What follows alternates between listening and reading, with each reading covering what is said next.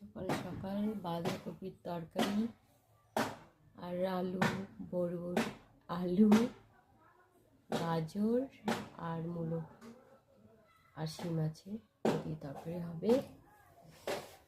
আর হচ্ছে ভাত হয়ে গেছে এখানে। চলো রান্নাটা করি।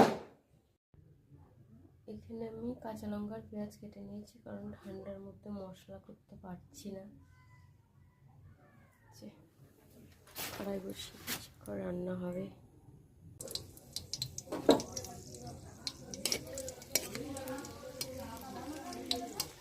এত ঠান্ডা পড়েছে, ঠান্ডাতে আর মশলা করতে ভালো লাগছে না।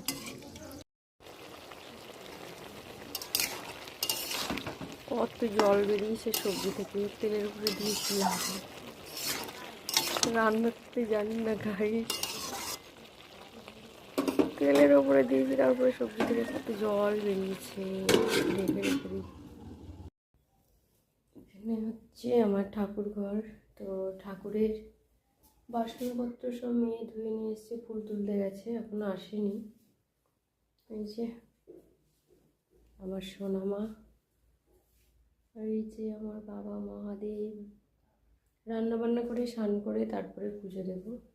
যেখানে আছে আমার বাবা নন্দী মশাই, আমার ভাই নন্দী ভাই, লক্ষ্মী ঠাকুর, লোকনাথ বাবা, এখানে আছে মা মনসা, রাধা কৃষ্ণ, আর এই যে আছে শ্যাম বাবা, আর এই যে আমার কালাচাঁদ।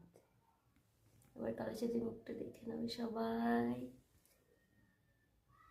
গপু সোনা, পালকটা পড়ে গেল।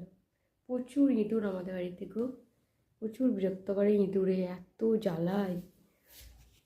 সারা ঘর গঙ্গা স্নান করতে যেতে হবে, যে গঙ্গার ড্রামগুলো খালি হয়ে গেছে। এখানে যা আছে সব ঠাকুরের বাসনপত্র, ব্যাগ ট্যাগ সব, মানে এগুলো আমিষ করা হয় না, পুজোর বাজার টাজার করা হয়।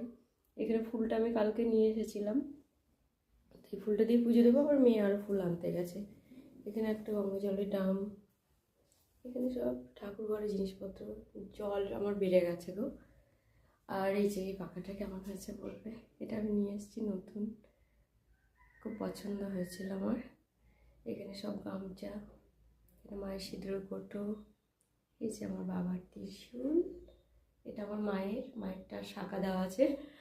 আর এই যে শ্রাবণ মাসে যে চুড়ি দেওয়া হয়, তো শ্রাবণ মাসে আমি মাকে চুড়ি দিয়েছিলাম, ওটা ত্রিশূলে রেখে দিয়েছি। আর মায়ের